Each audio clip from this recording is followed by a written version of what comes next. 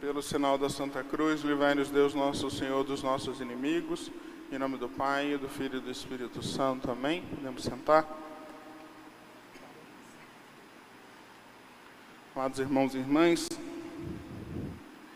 os textos da missa de hoje trazem muitos ensinamentos acerca da nossa relação com os nossos irmãos, do nosso relacionamento com o próximo. O Evangelho apresenta, na figura do centurião, um modelo daquele homem que coloca os interesses do outro na frente dos próprios interesses. O centurião era um sujeito importante dentro do exército romano, e aquele homem vai até Cristo, se dirige até Jesus, não para pedir nada para si, mas para suplicar a Cristo a cura do seu servo que estava sofrendo na sua casa. E Cristo diz que vai lá curá-lo. Ele faz aquele testemunho de fé tão bonito, dizendo que Cristo nem precisava ir lá, mas estava a falar qualquer coisa, fala uma palavra e o meu servo ficará curado, e Cristo faz aquele milagre. No entanto, a gente sabe que muitas vezes, é claro, todos nós temos aquelas pessoas por quem nós rezamos, aquelas pessoas, né, que nos agradam mais, que nós estamos ali mais dispostos a ajudar.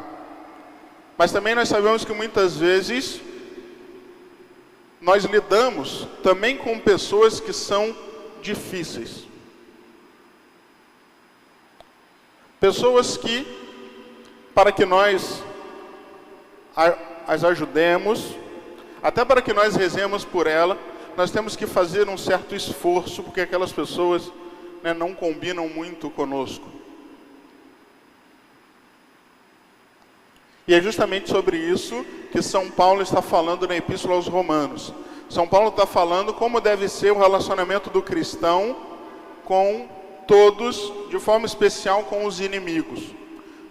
Inimigo aqui não é somente aquela pessoa, né, que está querendo me matar, ou que, sei lá, eu estou querendo matar aquela pessoa, um inimigo quase que de guerra. Não, inimigo é qualquer pessoa que seja para nós, né, alguém antipático, alguém difícil, aquele que não é o nosso amigo. E São Paulo apresenta, né, como sempre, num pequeno trecho, infinitos ensinamentos, mas eu gostaria que nós trouxéssemos hoje 3 coisas de modo especial para melhorar o nosso relacionamento com os nossos irmãos e de forma especial com algumas pessoas com quem nós temos mais dificuldades. Em primeiro lugar, São Paulo fala uma coisa importante, que é acerca de uma falsa humildade que às vezes pode nos pegar. São Paulo diz que nós devemos fazer o bem diante de Deus e diante de todos os irmãos. Todos nós conhecemos bem aquela passagem em que Cristo fala que aquilo que a mão direita faz, a esquerda não deve saber. Essa passagem de Cristo está combatendo aquela tendência nossa em fazer o bem por vaidade, né? Vou fazer para aparecer, vou fazer para buscar aplausos, que é a tendência de fato mais comum entre os homens. No entanto, existe um outro perigo, um perigo que pega principalmente aquelas pessoas que já têm uma vivência maior da fé, que é de cair no extremo oposto a essa vaidade de querer mostrar-se. Que é quando nós evitamos de fazer o bem, deixamos de fazer o que devemos fazer, por uma falsa humildade, dando a desculpa que nós não queremos fazer o bem diante dos outros. Como isso não é tão comum assim, talvez seja um pouco difícil de nós entendermos, mas é basicamente a atitude daquele que deixa de fazer o bem com a desculpa de que, não, eu tenho que fazer o bem escondido, eu não quero fazer para ganhar aplausos. quando na verdade é só uma desculpa bonita por uma ação feia, que é a ação da omissão diante do bem que deve ser feito. Todos nós corremos o risco de um dia acabar caindo nessa armadilha. Nós devemos fazer sempre o bem. Não vale essa desculpa de que nós podemos deixar de fazer o bem só porque outras pessoas estão vendo. Todos nós damos maus exemplos, muitas vezes diante dos outros.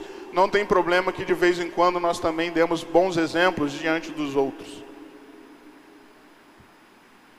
De forma especial, nós devemos fazer isso diante daquelas pessoas com quem nós temos dificuldades de lidar. Fazer o bem, sempre. Um outro ensinamento que São Paulo coloca hoje para nós é uma atenção que nós devemos ter acerca da paz com as pessoas. São Paulo diz: se possível, naquilo que depende de vós, tende paz com todos.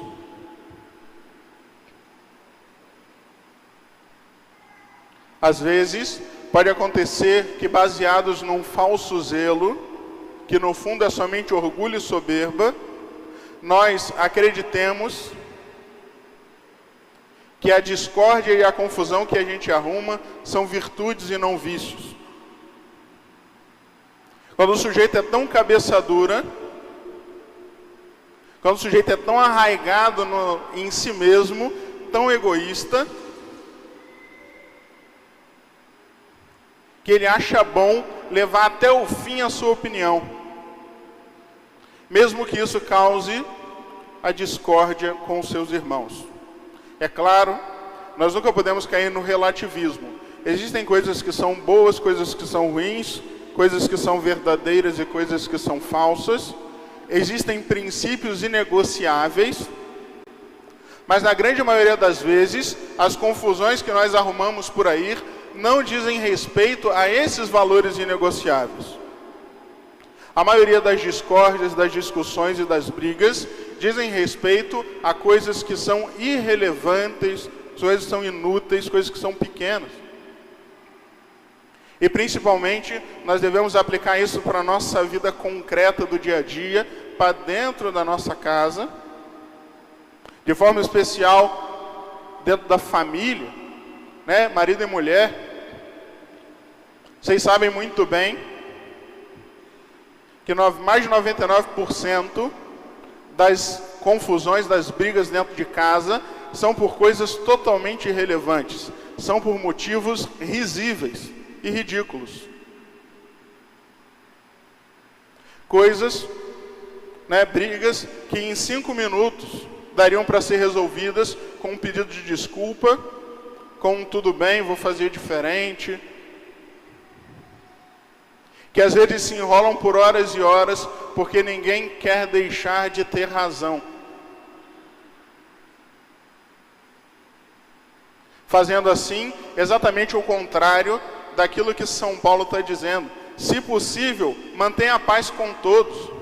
Infelizmente, na maioria das vezes, isso não é novidade para ninguém, nós temos mais facilidade em manter a paz com os estranhos do que em manter a paz com aquelas pessoas com quem nós dividimos a nossa vida. E quase sempre, aquilo que provoca as brigas, as discussões, os problemas, são coisas que, sinceramente,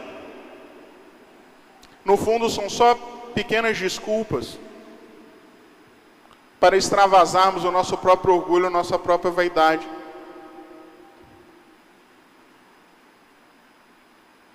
E essa lição, tão simples, que parece até uma coisa de boa educação, é fundamental e é lembrada por São Paulo, justamente porque se nós somos cristãos e nós queremos viver a caridade de fato, o amor como a si mesmo, o amor como Cristo amou, e esse amor significa ser capaz de dar a vida pelo outro. Como que nós vamos dar a vida pelo outro se nós não queremos ceder nem a razão em coisas pequenas, se nós não queremos nem sequer pedir desculpas, se não somos capazes de manter a paz com aquelas pessoas para as quais nós deveríamos derramar mais amor na terra, que são nossos familiares. E é evidente que quem não consegue viver a paz dessa maneira, jamais conseguirá viver de fato a caridade. Da nossa parte, é claro que nem sempre a paz depende só de nós, mas de nossa parte, nós deveremos fazer tudo para manter a paz. A paz dentro de casa, a paz fora de casa. As discussões, as brigas que nós arrumamos aí por motivos muitas vezes bobos, poderiam ser resolvidos se nós tivéssemos sempre isso na nossa cabeça. Nós devemos manter a paz, porque a paz é o pressuposto básico daquele que quer viver de fato o amor.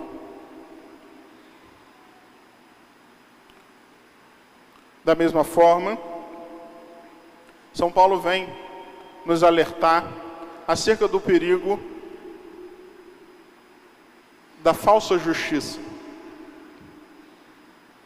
Do mesmo modo que nós nos enganamos facilmente, achando que é humildade deixar de fazer o bem, achando que é zelo deixar de promover a paz, facilmente nós também achamos que é justiça tomar o lugar de Deus e começar a julgar as outras pessoas e começar a ser, pelo menos na nossa mente, uma espécie de justiceiro do céu diante dos nossos irmãos. A Deus somente pertence a justiça e a vingança. A justiça, amados irmãos, basicamente pode ser definida como a virtude que dá a cada um aquilo que lhe pertence. É assim que os gregos definiram. Se eu tenho 3 objetos e cada objeto tem um dono, eu dar o objeto certo para o dono certo, isso é a justiça. Se eu vou comprar uma coisa e aquilo custa X, eu dou X e recebo a coisa, isso é justo. Essa justiça, todos nós conhecemos muito bem, basicamente sustenta todo o edifício da ciência jurídica, o trabalho dos juízes, dos advogados. No entanto, a justiça que São Paulo pede para nós, cristãos, é uma justiça que supera essa justiça, porque é a justiça da Escritura. Justiça na Escritura é mais profundo do que essa justiça da filosofia. A justiça da Escritura significa santidade. E quando nós falamos de santidade, nós devemos lembrar aquilo que Cristo nos fala, que a nossa justiça deve superar a justiça dos fariseus. O fariseu é aquele cara que encaixa tudo certinho, mas é o sujeito quadrado. Ele não sabe olhar mais além, mais profundo. A nossa justiça deve ser como a justiça de Deus, que é uma justiça cheia de misericórdia. Cristo, Deus, não trata cada um de nós nessa estrita justiça humana. Se Deus nos tratasse assim, a maioria de nós já estaria no inferno há muito tempo. A economia da salvação, a forma como que Deus trata a humanidade, é baseada numa coisa que nós chamamos de graça. E a graça, por definição, é algo que nós recebemos sem merecimento. Como esse servo que foi curado. O que aquele servo fez para Cristo curá-lo? Nada. Ele merecia ser curado? Não. Cristo curou porque quis, porque é bom, foi graça. Da mesma forma, tudo que nós recebemos de Deus é graça. Não tem nada que nós possamos fazer para merecer isso. E se nós de Deus recebemos tanta graça, tanto perdão, tanta misericórdia, por que nós nos colocamos acima dos outros e queremos olhar a todos com esse senso de estrita justiça meramente humana? Por que que nós não abrangemos o nosso olhar e começamos a ver cada um dos nossos irmãos com esse mesmo olhar misericordioso que o Pai olha para nós? Parar de condenar.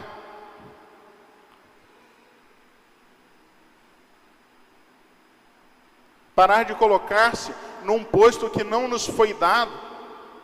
Ninguém te constituiu juiz. Ninguém te constituiu justiceiro, aplicador da lei de Deus. Isso pertence só a Ele. E se nós sabemos que a medida com que nós seremos medidos é a mesma com que nós medimos, é também do nosso proveito que nós tenhamos o máximo de misericórdia para com todos. Porque normalmente o que acontece é que nós somos muito justos quando olhamos para fora e muito bondosos quando olhamos para nós mesmos. Quando na verdade nós devemos sempre lembrar que a justiça pertence a Deus, mas a misericórdia, que é de Deus, pertence também a nós. Também pertence a nós sermos misericordiosos como o Pai. Em nenhum momento Cristo nos manda ser juízes, mas sempre Cristo nos manda ser misericordiosos. E se nós soubermos ter esse olhar de misericórdia para com todos, superando essa mera justiça humana, nós seremos capazes de olhar para os nossos irmãos com um olhar de generosidade. E quando esse olhar de generosidade amadurece na nossa vida, então nós seremos capazes de ter aquele mesmo espírito do centurião. O espírito daquele que sai do próprio conforto, que vai até Cristo para buscar o bem de outra pessoa. O espírito daquele que está preocupado antes com o outro do que consigo mesmo. E justamente se nós vivermos assim, como que caçadores de graças para os nossos irmãos, então nós também poderemos receber esse mesmo elogio que Cristo faz àquele homem. Verdadeiramente, eu não encontrei tamanha fé assim em Israel. Que nós vivamos sempre de uma verdadeira humildade, de um zelo verdadeiro e de uma santidade verdadeira, para que nós também possamos ouvir de Cristo esse mesmo elogio que Ele faz hoje para aquele homem. Verdadeiramente, eu não encontrei fé assim em Israel. Que Nossa Senhora nos ajude, em nome do Pai, e do Filho e do Espírito Santo. Amém.